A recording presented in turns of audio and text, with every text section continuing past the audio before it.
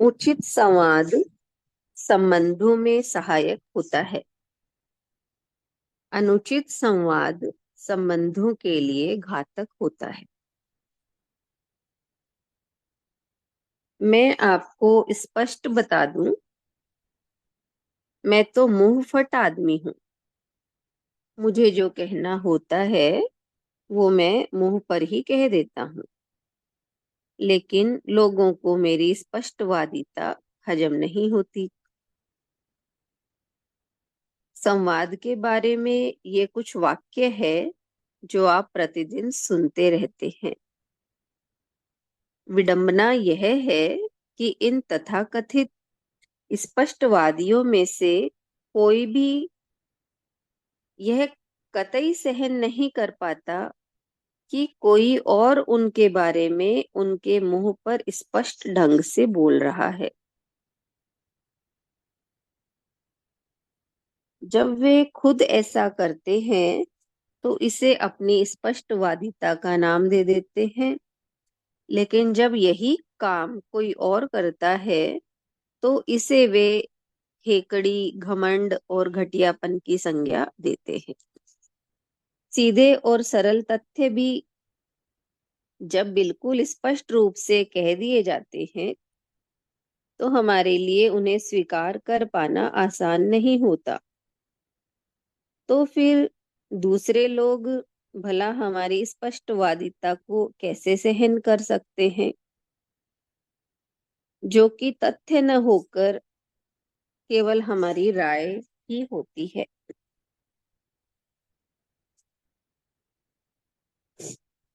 सच बात तो यह है कि स्पष्टवादिता अपने आप में कोई समस्या नहीं होती।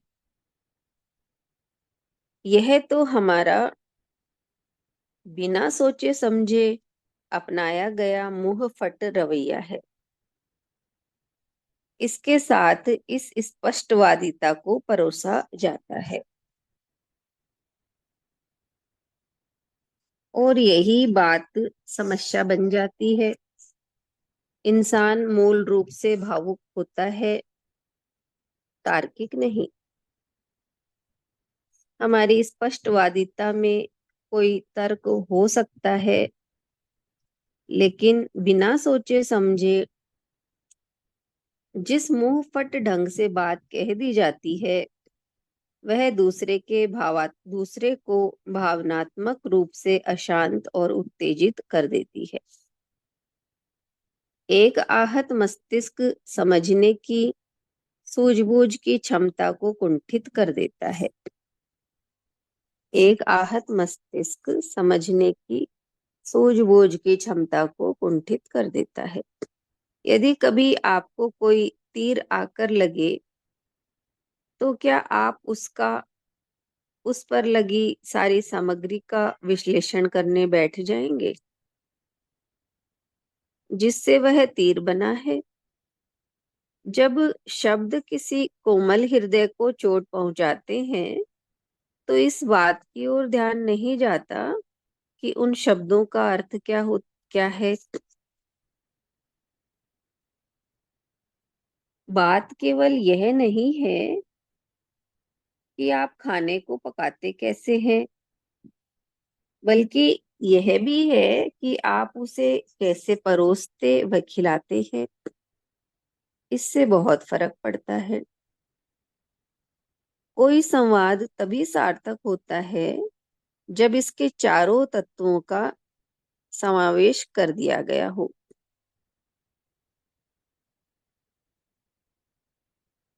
आप क्या कहते हैं, कैसे कहते हैं, कब कहते हैं और कब कहना बंद करते हैं। सीधे शब्दों में उचित संवाद संबंधों में सहायक होता है। अनुचित संवाद संबंधों के लिए घातक होता है। इतना ही है लेसन। कहने का भाव यही है कि लोग कह देते हैं कि मैं तो बहुत मुंह फट आदमी हूँ, जो कहना होता है मुंह पर कह देता हूँ, लेकिन जब वही चीज उनके ऊपर आती है, यानी दूसरा उन्हें मुंह पर कह देता है बात, तो वो उसको हजम नहीं कर पाते। तो